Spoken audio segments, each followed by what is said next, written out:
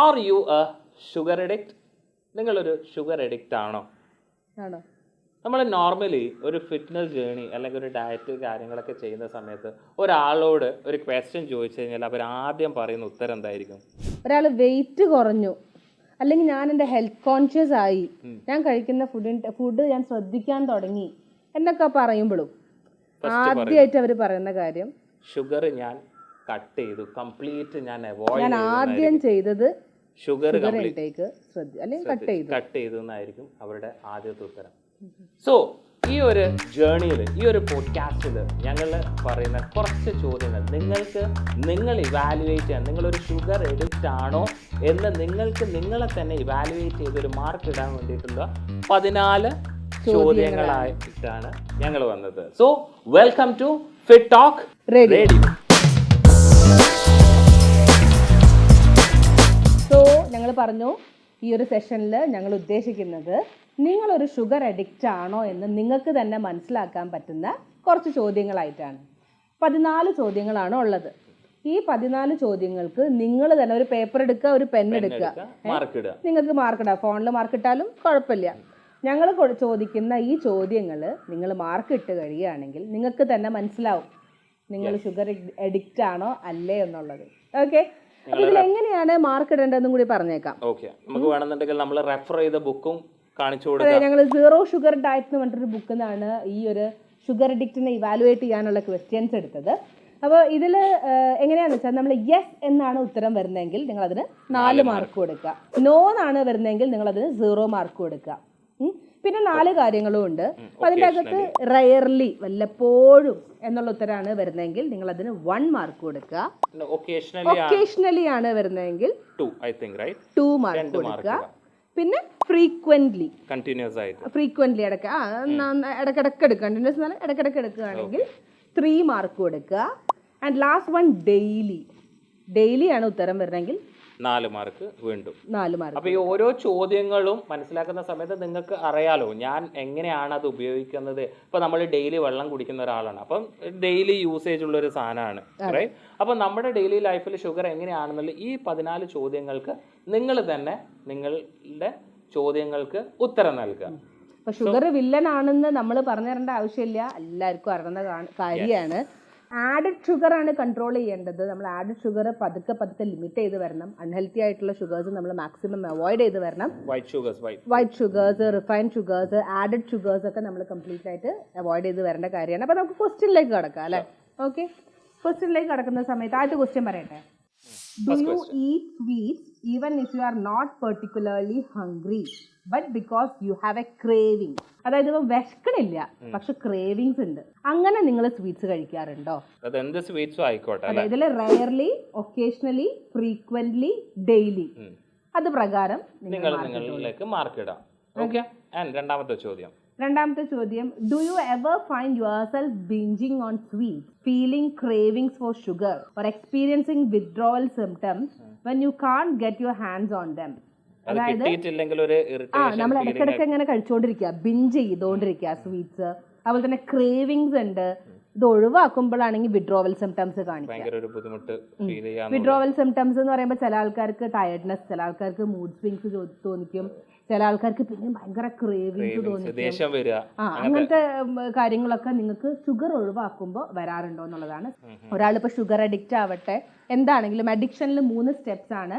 ആദ്യം ബിഞ്ചിങ് ആയിരിക്കും, പതുക്കെ നമ്മൾ ഇടയ്ക്കിടയ്ക്ക് ഇങ്ങനെ കഴിച്ചുകൊണ്ടിരിക്കും.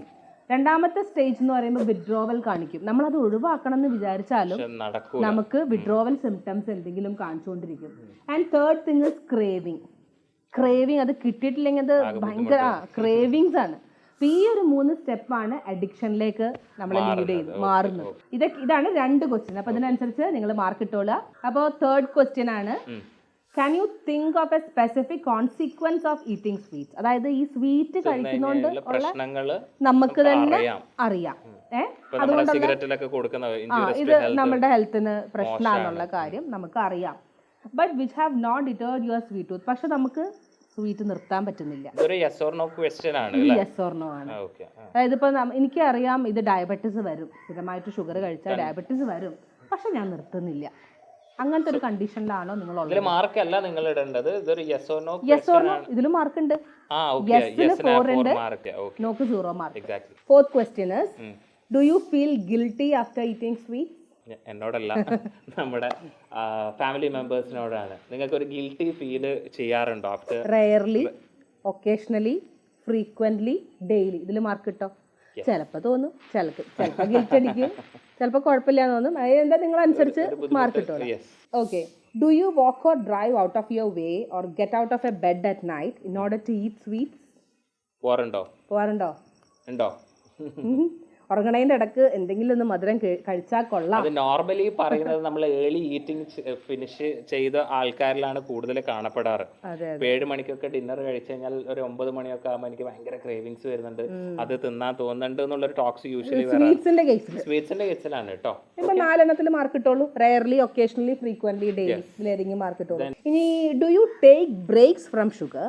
That is consciously go for a day or longer without eating any sweet food. അതായത് ഇടയ്ക്കൊരു ബ്രേക്ക് കൊടുക്കലുണ്ടോ?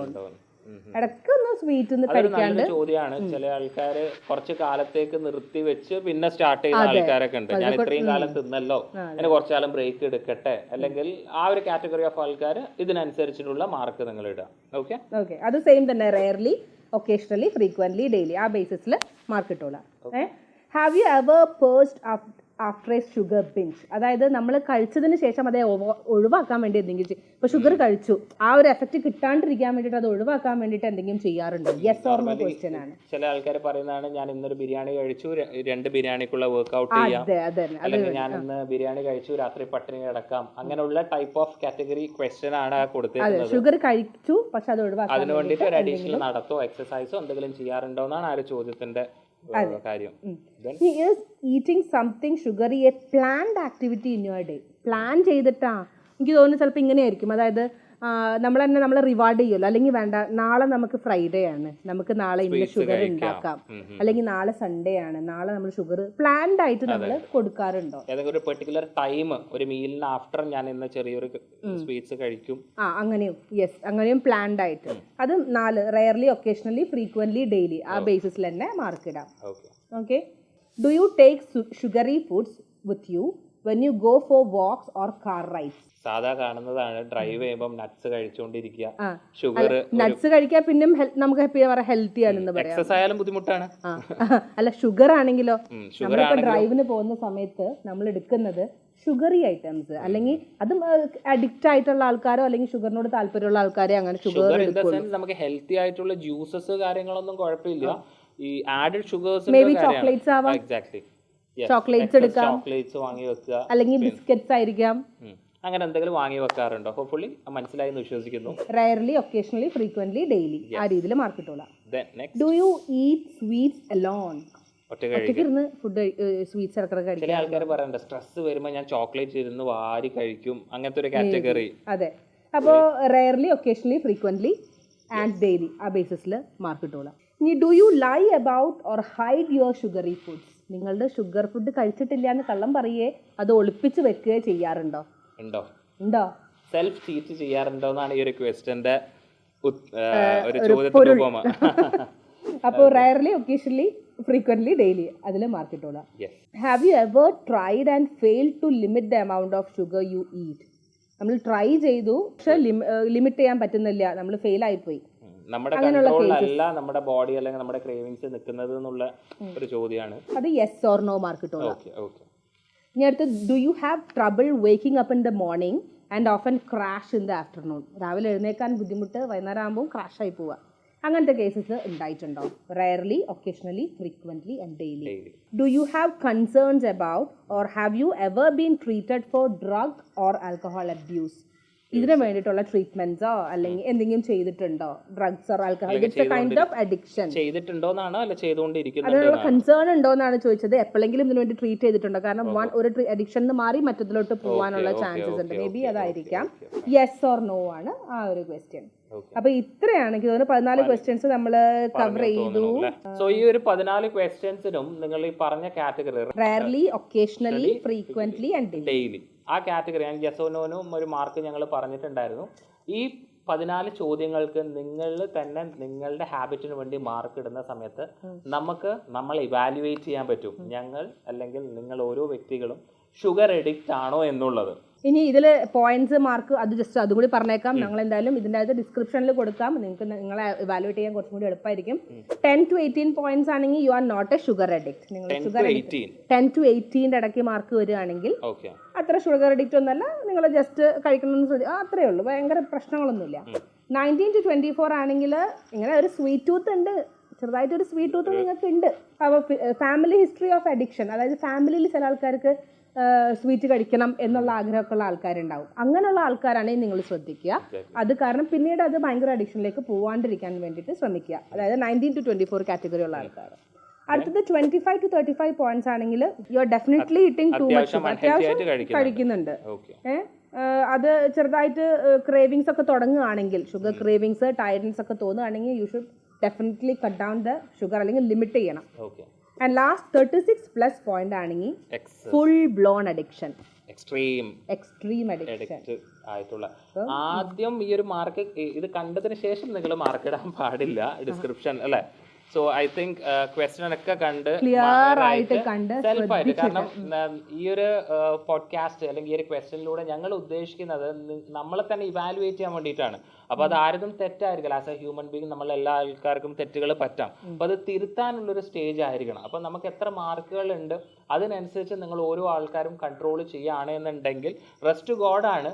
സോ നമ്മുടെ ലൈഫിൽ നമ്മൾ ഷുഗേഴ്സ് ആയിക്കോട്ടെ, എന്ത് അൺഹെൽത്തി ഫുഡ്സ് ആയിക്കോട്ടെ, നമ്മൾ എപ്പോഴും കൺട്രോൾ ചെയ്ത് വരും. ഒറ്റയടിക്കത് ഫുൾ സ്റ്റോപ്പ് ഇടുക എന്നുള്ളതല്ല, കൺട്രോൾ ചെയ്ത് നമ്മുടെ ലൈഫിൽ നിന്ന് അത് അവോയ്ഡ് ചെയ്യുക എന്നുള്ള ഒരു പ്രവണതയാണ് നമ്മൾ കൊണ്ടുവരേണ്ടത്.